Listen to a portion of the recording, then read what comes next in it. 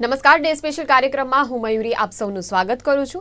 આજે કાર્યક્રમમાં ચર્ચાનો મુદ્દો બેરોજગારીનો વિષય કે જે ઘણા વર્ષોથી ચર્ચાતો આવ્યો છે.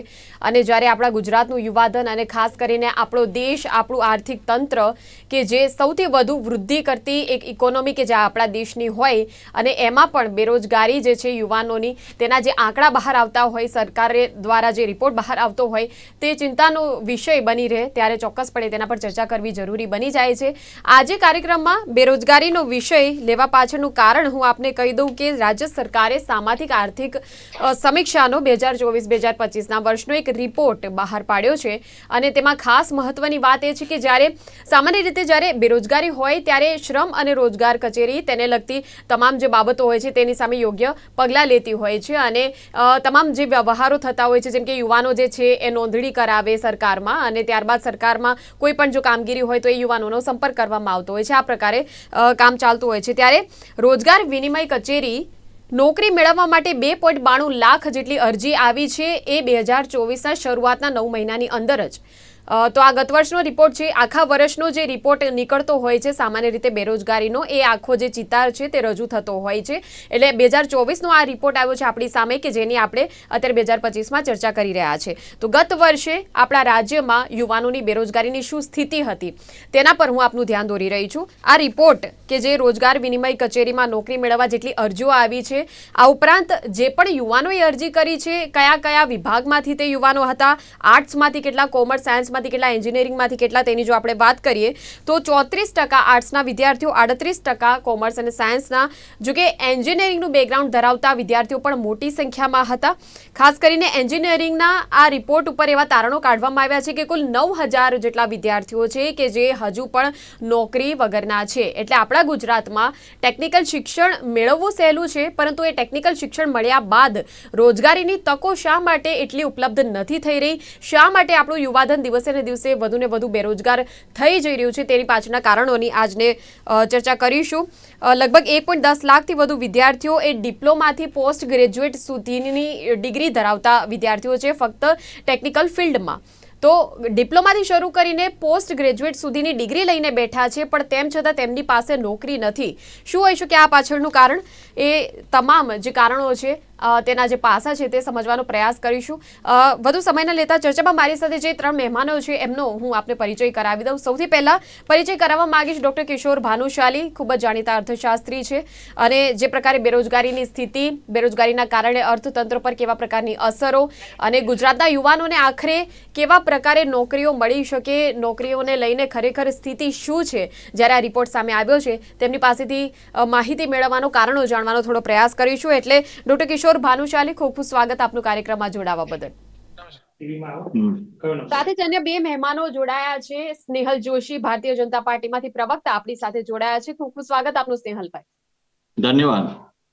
રમેશ વોરા, પ્રવક્તા, કોંગ્રેસમાંથી આપણી સાથે જોડાયા છે અને ભારતીય જનતા પાર્ટી અને કોંગ્રેસ બંને પક્ષોનો મત મેળવવાનો પ્રયાસ કરીશું. આજે ચર્ચાનો મુદ્દો જ્યારે બેરોજગારી છે એટલે મુખ્ય જે કારણો છે તેની ચર્ચા કર્યા બાદ અભિપ્રાયો અને તમામ જે બાબતો છે, તારા નરસા પાસા છે, તેના વિશે ચર્ચા થશે. કિશોરભાઈ, આપનાથી જ શરૂઆત કરવી છે.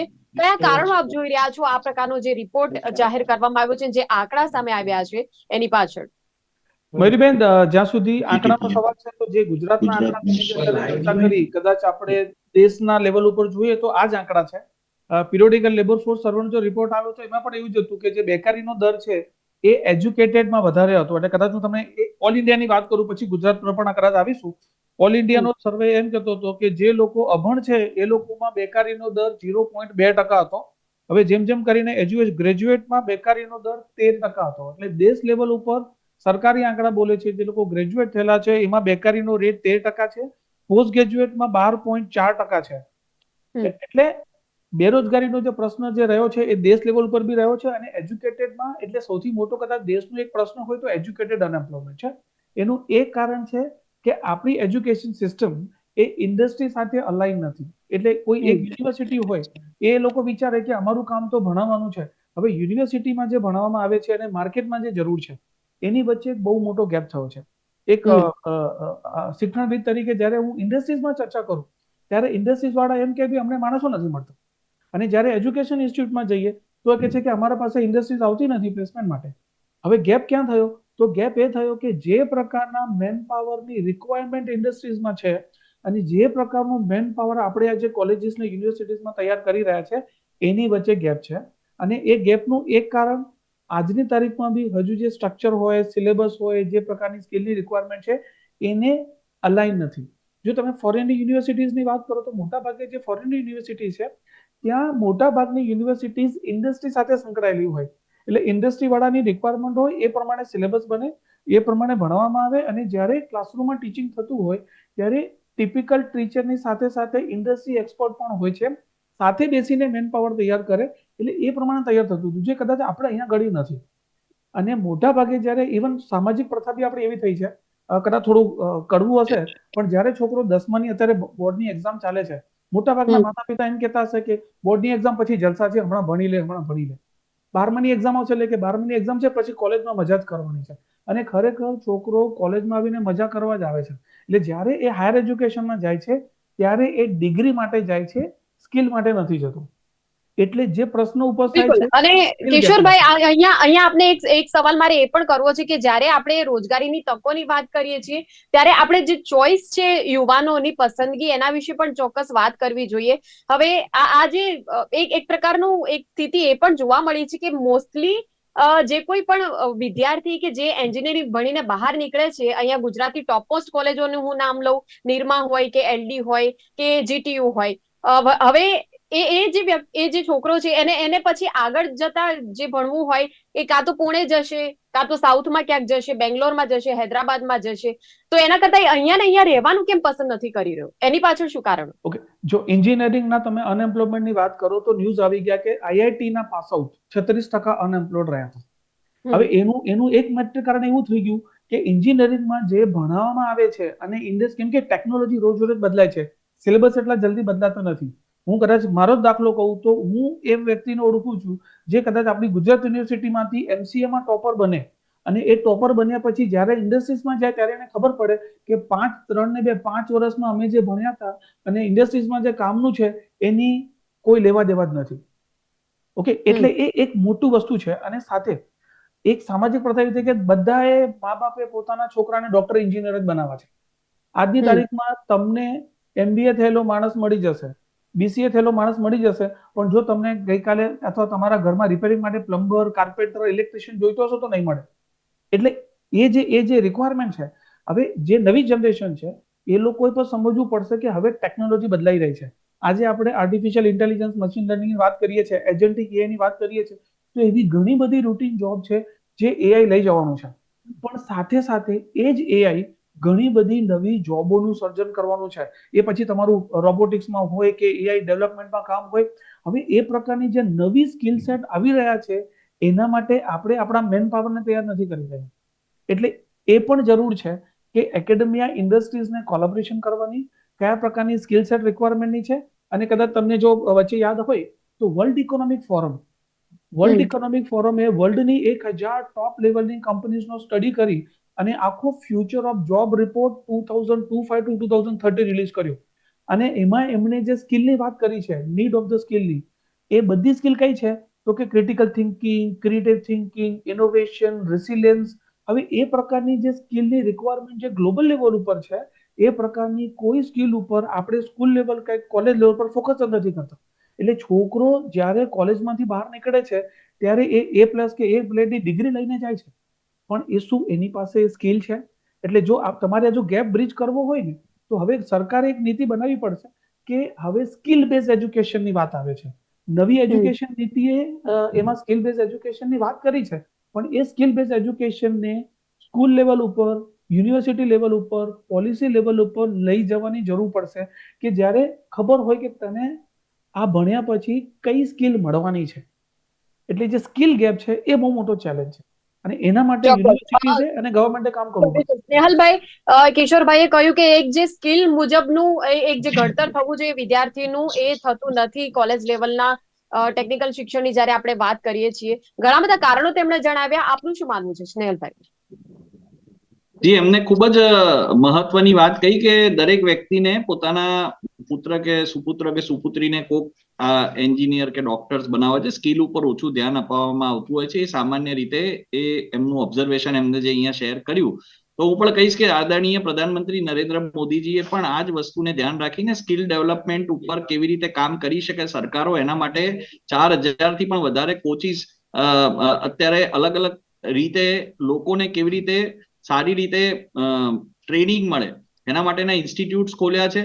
જ્યારે પણ કોઈ આવા સ્કિલ ડેવલપમેન્ટ ઇન્સ્ટિટ્યૂટમાં વિદ્યાર્થી કે વિદ્યાર્થીની જાય છે તો એના મોટા ભાગનો ખર્ચ પણ સરકાર ઉપાડતી હોય છે. આ પ્રકારની પણ એક યોજનાઓ ખૂબ સારી રીતે કાર્યાન્વિત કરવામાં આવી છે. અને જે એમ્પ્લોયમેન્ટ માટેની જે આખી ઇકોસિસ્ટમ હોય એ ઇકોસિસ્ટમમાં કેવી રીતે આપણે સારા પાસા ઉમેરી શકીએ કે જેના લીધે કે એ લોકોને સારી એમ્પ્લોયમેન્ટના એ લોકોને ચાન્સીસ મળે.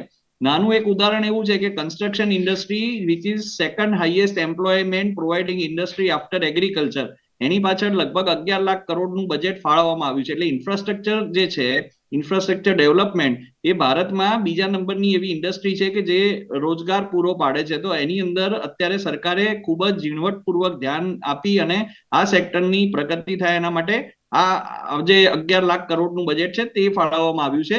અને ગુજરાતની જો આપણે સ્પેસિફિકલી વાત કરીએ તો 2022માં 4.4 જે અનએમ્પ્લોયમેન્ટ રેટ હતો એ ઘટીને ઓલમોસ્ટ અડધો એટલે 2.3 જેવો થઈ ગયો છે.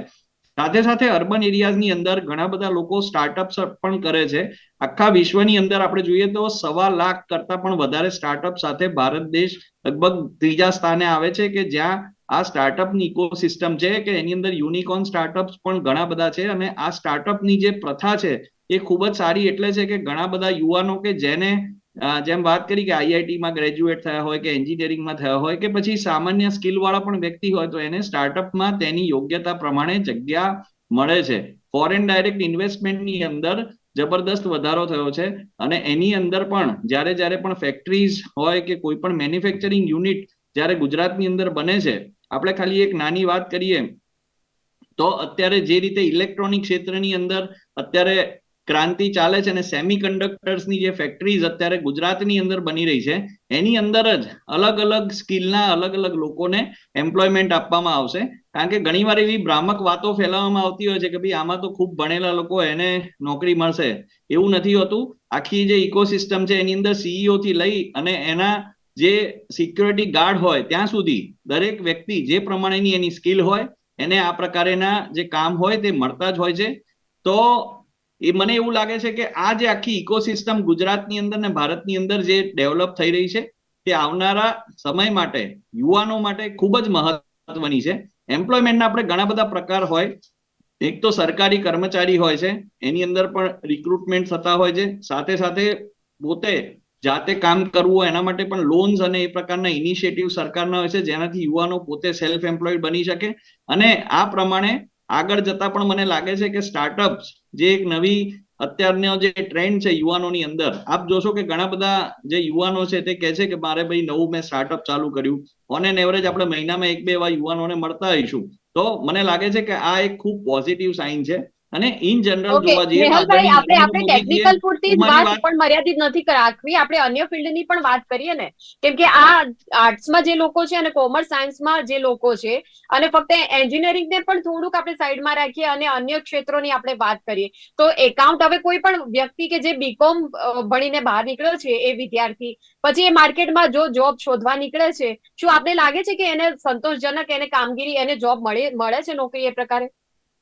જો આની અંદર 2-3 પાસા છે કે તમે જ્યારે પણ કોઈ ડિગ્રી લો છો એ એક પાસું છે ને તમને એ જે ડિગ્રી પ્રમાણે કેટલા સ્કિલ તમારા ડેવલપ થયા છે. અને એમ્પ્લોયરને જેમ કે ઉદાહરણ આપું કે આપની ચેનલ છે તો એની અંદર એન્કર્સ પણ છે, કેમેરામેન પણ છે, સ્પોટ બોયઝ પણ હશે ને સિક્યોરિટી ગાર્ડ્સ પણ હશે. તો તમારી ચેનલ કે કોઈ પણ એક સંસ્થા, પ્રાઇવેટ સંસ્થા હોય કે પછી સરકારી સંસ્થા હોય, પ્રાઇવેટ સંસ્થાની વાત કરીએ તો એની અંદર જે લોકોને જે પ્રમાણેની સ્કિલ હોય એ પ્રમાણેનું એમ્પ્લોયમેન્ટ મળે છે.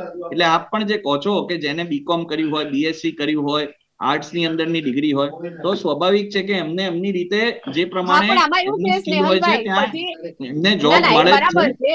હવે તમે વિચાર કરો કે જે કોઈ પણ અત્યારે હાલ જર્નાલિઝમમાં ભણી રહ્યા છે ને વિદ્યાર્થીઓ, જે પણ છોકરીને એન્કર બનવું છે અને હજી તો એ કોલેજમાં એને એડમિશન લીધું છે યુનિવર્સિટીની જર્નાલિઝમના કોર્સમાં, એ જ્યારે 2 વર્ષ પછી ભણીને બહાર નીકળશે તો તમને એવું લાગે છે કેમ કે આ જે ચિત્ર છે એ જર્નાલિઝમ માટે પણ એટલું જ અહીંયા જે આપણે ટેકનિકલની વાત કરીએ છીએ ને અહીંયા પણ એ જ ચિત્ર છે. પછી જર્નાલિઝમમાં પણ એવું બની શકે કે ચેનલો ઓછી પડી જાય, પછી બિચારીને પોર્ટલમાં નોકરી મળીને સલામતી હોય ન હોય, પગાર ટાઈમસર મળે ન મળે, એને પછી જોડાઈ જવું પડે ક્યાંક, એવું પણ બનતું જ હોય છે.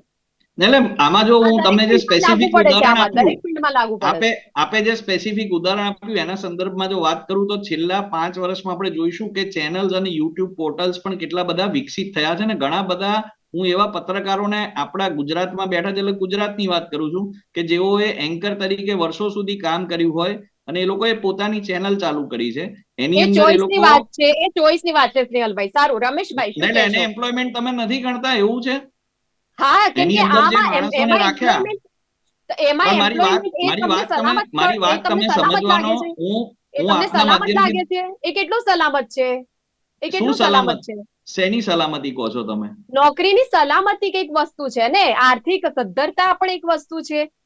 સમયસર એ પછી જે પોતે સરકાર જે સ્વતંત્ર છે બેન, પ્લેટફોર્મ જો ઊભું આમાં એક કરીને સ્પષ્ટ, જે હું લોકોને તમને નોકરી સ્પષ્ટ આપે છે કહેવા એમના માંગુ છું પગારની સલામતી, કે આ બધું તો સરકાર જે છે, કરે છે ને. સરકાર જે છે તે રોજગાર ઉભો કરવાના દરેક પ્રકારે પ્રયાસ જે કરે છે એના ભાગરૂપે લોકોને રોજગાર મળે છે. હવે જે પ્રાઇવેટ એમ્પ્લોયર હોય એને સરકાર ના કહી શકે કે તમે ફલાણા વ્યક્તિને રાખો કે ફલાણા ના રાખો. આપણે એ પગાર ચર્ચા તો કેટલો પણ આપવો, સરકારે શું કરવાનું છે એના ઉપર ચર્ચા છે. સ્વતંત્ર જેને જે તો કરવું હું હોય. સરકારની જ વાત રમેશભાઈ, કરું, તમે એમ કહો છો કે સ્વતંત્રમાં કામ કરતાની સેફટી શું, એટલે હું આપને કહું છું કે સરકારનું એ પરવ્યુમાં નથી આવતું. એ જે તે વ્યક્તિ છે, જે એમ્પ્લોયર છે ને ઓકે એમ્પ્લોયી છે, એ ઓકે લોકો સ્નેહલભાઈ, નક્કી કરે આપણે છે. રમેશભાઈ નો જવાબ સાંભળી લઈએ. રમેશભાઈ, જી બિલકુલ, હેલો. એટલે જે ચર્ચા થઈ રહી છે આપના મંતવ્ય જણાવશો. હા જી જી હા મયુરીજી, મારું કહેવાનો મતલબ છે કે મારા સ્નેહલભાઈને ખાસ કહેવું છે કે જે રીતે આપણે ગુજરાતની રોજગાર વિનિમય કચેરી છે, એ કચેરીની અંદર અભ્યાસ પૂર્ણ કર્યા પછી આપણે નામ નોંધાવીએ છીએ બેરોજગાર તરીકેનું, અને સરકાર દ્વારા જ્યારે જ્યારે એની વેકન્સી પડતી હોય, રિક્રુટમેન્ટ થતી હોય ત્યારે એ અરજદારને ઇન્ફોર્મ કરીને એની ભરતી કરવામાં આવે છે. આપે જ હમણાં આંકડા કયા છે કે 34% આર્ટ્સ અને 38% કોમર્સ ને 9,000 અરજી એન્જિનિયરિંગના વિદ્યાર્થીઓની બેરોજગારી રોજગાર વિનિમય કચેરીમાં નામ નોંધાયા છે. તો મારા સ્નેહલભાઈને કહેવું છે કે જે રીતે આપણે ટેકનિકલ નોકરીની વાત કરીએ છીએ, તો હમણાં જ ગુજરાત રાજ્યના ગૃહ મંત્રાલય એટલે એમના માધ્યમથી ગુજરાતની અંદર આઈ થિંક 568 કે 665 જેટલી વેકન્સી એક આઉટસોર્સિસના માધ્યમથી કોન્ટ્રાક્ટ આપવામાં આવ્યો અને દિલ્હીની કંપનીનો કોન્ટ્રાક્ટ મળ્યો. અને દિલ્હીની કંપનીને કોન્ટ્રાક્ટ મળ્યો, એ દિલ્હીની કંપનીએ ગુજરાત રાજ્યના 500 કે 600 પોલીસ સ્ટેશનની અંદર કોમ્પ્યુટર એક્સપર્ટ જે સોફ્ટવેર હાર્ડવેરનું કામ કરતા હોય એવા લોકોની ભરતી કરવાની. એટલે જે વ્યક્તિએ ટેન્ડર ભર્યું હતું એ દિલ્હીની કંપની હતી અને દિલ્હીની કંપનીએ 600 કે 500 એણે એમ્પ્લોય મેન પાવર સપ્લાય કરવાના ગૃહ મંત્રાલયને. તો જો ગૃહ મંત્રાલય આવા પ્રકારની કોન્ટ્રાક્ટ બેઝથી જો ભરતી કરતા હોય તો શું ખરેખર આવી ગવર્મેન્ટ જોબ ના બહાર પાડવી જોઈએ એમ? મયુરજી જી બિલકુલ બિલકુલ બિલકુલ કિશોરભાઈ, બિલકુલ જી કિશોરભાઈ જી. હું જરાક ઇન્ટરવેન્શન કરીશ. એક વસ્તુ ગવર્મેન્ટની, પછી કેન્દ્ર ગવર્મેન્ટ હોય કે રાજ્ય ગવર્મેન્ટ હોય, એ લોકોને બેન્ડવિથ આવી ગઈ છે. એટલે હવે એવું છે કે સરકારનું કદ ઘટાડવાની વાત છે, વધારવાની વાત તો કોઈ જગ્યાએ છે જ નહીં. એટલે કદાચ જેટલા જણા રિટાયર થતા હોય ને એટલી ભરતી થવાની નથી. અને ગુજરાત ગવર્મેન્ટ આપણને ખબર છે કે ઘણા વર્ષોથી ભરતી બધી બંધ છે. બીજી વસ્તુ જે આવી રહી છે કે આપણે જ્યારે રોજગારીની કે વાતો કરતા હોય અને ત્યારે તમે જે વાત કરી કે નોકરીની સિક્યુરિટી કેટલી કે એની જવાબદારી કેટલી, તો જે પણ રોજગારી છે એમાંથી માત્ર 7%, 6 થી 7% ઓર્ગેનાઇઝ સેક્ટરમાં છે. 93% તો અનઓર્ગેનાઇઝ સેક્ટર છે. એ પછી નાના દુકાનદાર હોય કે નાના મોટા કોન્ટ્રાક્ટ વાળા જોબ, જ્યાં જોબની સિક્યુરિટી કે ફ્યુચર કોન્ટ્રાક્ટ જેવું કંઈક છે જ નહીં.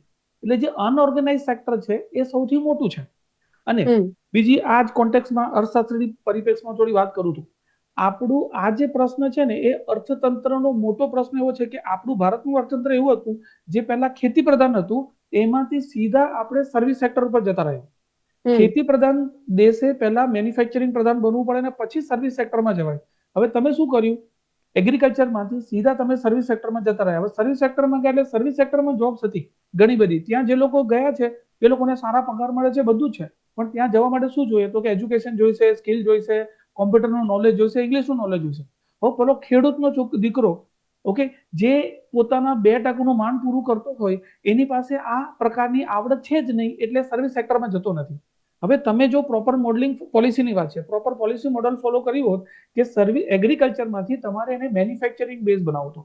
ગુજરાત થોડી ઘણી આપણે સારું કહી શકીએ, આપણે થોડું મેન્યુફેક્ચરિંગ બેઝ આપણું ઘણું સારું છે, પણ જ્યારે તમે મેન્યુફેક્ચરિંગ બેઝ બનાવો એટલે જે લોકો ખેતીમાં કામ કરે છે એ લોકોને તમે મેન્યુફેક્ચરિંગ સેક્ટરમાં લાવો, એ લોકોની આવક વધે, પછી એ લોકોની બીજી પેઢી સેવા માટે ક્ષેત્ર માટે તૈયાર થાય. આપણે ભારતમાં શું કર્યું, આજે સેકન્ડ સ્ટેજ છે ને બાયપાસ કર્યું, એટલે છોકરો 8માં ભણતો હતો, 9મું બાયપાસ કરે સીધા 10માં એડમિશન અપાવી દીધું. પછી ખબર પડી કે પાયો કાચો રહી ગયો, હવે શું કરવું, તો કે પાછું લાવવું પડશે. એટલે આપણે make in India, skill India જે સ્કીમો છે એના માટે છે, પણ ફરી એ જ આવ્યું કે થોડું રિસર્ચ ઉપર પણ જવું જોઈએ. ખરેખર તો રિસર્ચ સૌથી પહેલા તો એ પ્રકારનું થવું જોઈએ કે ઇન્ડસ્ટ્રીમાં માંગ કેવા પ્રકારની સ્કિલ્સની છે, અને પછી એ સ્કિલ્સની એને અંતર્ગત આપણે તકો ઊભી કરીએ, અને પછી જે કોલેજો યુનિવર્સિટીઓ જેટલી પણ છે રાજ્યમાં, એમને એ મુજબ આપણે તૈયાર કરીને, મને તો એવું થાય છે કે સરકારના અધિકારીઓએ કોલેજોની અંદર જવું જોઈએ, અને કોલેજોની અંદર જઈને ઇન્ડસ્ટ્રીમાં પણ જવું જોઈએ, કંપનીઓની અંદર જઈને પછી એમણે રિસર્ચ કરવું જોઈએ, અને એ પ્રકારે પછી યોજનાઓ અમલમાં મુકાવી જોઈએ. મયુરબેન, જો રિસર્ચની વાત કરો, જસ્ટ મિનિટ, એક રિસર્ચની વાત કરતા તો મારું સજેશન એવું છે કે જે તમે કીધું ને કે વર્લ્ડ ઇકોનોમિક ફોરમે આખા દુનિયા લેવલ ઉપર રિસર્ચ કરીને પબ્લિકમાં રિપોર્ટ મૂકી દીધો. સો શું ગુજરાત લેવલમાં આપણે એક રિસર્ચ કરીએ, ગુજરાત લેવલનું, કે ગુજરાતમાં કયા પ્રકારના ઇન્ડસ્ટ્રીયલ સેટઅપ છે, એ લોકોને કયા પ્રકારનો મેન પાવર જોઈએ છે, અને એ પ્રકારનો રિસર્ચ કરીને રિપોર્ટ એકેડેમિક ઇન્સ્ટિટ્યૂટને મૂકીએ પબ્લિકમાં. એ જ વાત કિશોરભાઈ, હવે સ્નેહલભાઈ, હું આપને એ જ સવાલ પૂછી રહી છું કે થોડુંક આમાં સરકાર દ્વારા એ પ્રકારે પ્રયાસો થઈ શકે કે એક તરફ ઇન્ડસ્ટ્રીમાં પણ જઈને દરેક કંપનીઓ જે છે એમને પણ પૂછે, થોડુંક રિવ્યુ બેઝ એક પ્રકારનું રિસર્ચ તૈયાર કરીને પછી નોકરીઓની તકો, રોજગારનું સર્જન થાય. જી, આમાં સરકાર જે છે તે ક્રમશઃ દરેક ક્ષેત્રની અંદર એના જે તે અધિકારી અને સરકારી માળખાના માધ્યમથી પણ આ એક પ્રકારના સર્વેસ જે હોય છે એ ટાઈમલી કન્ડક્ટ કરે છે, અને એના આધારે જે સ્કિલ બેઝડ અત્યારે એમ્પ્લોયમેન્ટની વાત અત્યારે ચાલી રહી છે કે પ્રાઇવેટ કંપની હોય કે અન્ય કોઈ પણ સંકુલ હોય, એની અંદર સ્કિલ ઓરિએન્ટેડ લોકો, જે તે સ્પેસિફિક સ્કિલ વાળા લોકો જોઈએ છે. એટલે સરકાર જ્યાં જ્યાં પૂરક બનવાનું, જે રીતે સારામાં સારી રીતે યુવાનો અને એમ્પ્લોયમેન્ટની વચ્ચે જે બ્રિજ બનવાનું કામ છે તે સારામાં સારી રીતે સરકાર કરી શકે. આના માટે જેમ મેં આપને કહ્યું એમ સ્કિલ બેઝડ ઓર્ગેનાઇઝેશન્સ સાથે કોર્ડિનેટ કરી, અને હું આપને કહેવા પણ માંગુ છું કે જે ઓર્ગેનાઇઝેશનમાં સ્કિલ બેઝ કોર્સિસ શીખવાડે છે એની સાથે ડાયરેક્ટ એ લોકો જે એમ્પ્લોયર છે એનો કનેક્ટ કરી, અને એ લોકો રોજગારી મેળાના માધ્યમથી પણ ઘણા બધા એ લોકોને તાત્કાલિક ત્યાં ને ત્યાં જ એમ્પ્લોયમેન્ટ મળે. એ જે વિદ્યાર્થી છે તે એના લાસ્ટ યરમાં હોય કે લાસ્ટ સેમિસ્ટરમાં હોય, તે વખતે જ એનું એસેસમેન્ટ કંપનીઝ કરી અને એને એમ્પ્લોયમેન્ટ આપે છે. આવા પણ ઉદાહરણ છે, અને આદરણીય પ્રધાનમંત્રી નરેન્દ્ર મોદીજીએ પણ અનેક સરકારી નોકરી તો લાખો લોકોને એક જ સાથે વિડીયો કોન્ફરન્સિંગના માધ્યમથી કદાચ આપી હોય એવું આખા વિશ્વમાં મને લાગે છે આ પ્રધાનમંત્રી એક જ હશે કે જે આટલી કાળજી લઈ, ચિંતા કરી અને એક સાથે આટલા બધા યુવાનોને રોજગાર પૂરો પાડે છે. અને ચોક્કસપણે આ જે છે તે એક કન્ટિન્યુઅસ પ્રોસેસ છે. જેમ આપણે કહ્યું એમ સમય અનુસાર દરેક ઇન્ડસ્ટ્રીમાં ઉતાર ચઢાવ આવે, એના જે વ્યક્તિઓ, જે પ્રમાણેના વ્યક્તિ જોઈએ છે, એની જે ક્વોલિટી છે, ક્વોન્ટિટી છે, આ બધું બદલાતું રહે. એનું પણ એસેસમેન્ટ સરકાર જે છે તે સતર્કતાથી કરે છે, અને સંલગ્ન મંત્રી અને મુખ્યમંત્રી શ્રી પણ. ઓકે, આપણો કાર્યક્રમ હવે આ તરફ છે. રમેશભાઈ, એન્ડ કોમેન્ટ શું કહેવા માંગશો? બસ મારે આજનો જે સબ્જેક્ટ છે, સબ્જેક્ટમાં ખાસ કરીને એ જ કહેવું છે કે સરકારે એ તરફ વિચારવું પડશે કે સ્કિલ બેઝ એજ્યુકેશન છે, એ એજ્યુકેશનના માધ્યમથી આગળ વધવું પડશે, અને એ જ રીતે રોજગારની તકો વધારવી પડશે. જે રીતે હું સ્નેહલભાઈને કહેવા માંગુ છું કે જે આઈટી સેક્ટરના વિદ્યાર્થીઓ છે, આપણા દેશ માટે દુઃખની વાત કહેવાય કે આપણા દેશની અંદર જન્મ થયો ત્યારથી ગ્રેજ્યુએશન થયા સુધીનું એજ્યુકેશન લીધા પછી આપણા દેશની અંદર એ વિદ્યાર્થીઓ રહેતા નથી. આજે તમે જુઓ કે છેલ્લા ઘણા વર્ષોથી ભારત દેશમાંથી કેનેડા છે, ઓસ્ટ્રેલિયા છે, યુએસએ જેવા કન્ટ્રીની અંદર આઈટી સેક્ટરના વિદ્યાર્થીઓ આપણો દેશ છોડીને ત્યાં ભણવા જાય છે. ભણવા જાય છે, અને ત્યાં એજ્યુકેશન પૂરું કર્યા પછી એ પોતાના દેશમાં પરત આવતા નથી અને ત્યાં સ્થાયી થઈ જાય છે.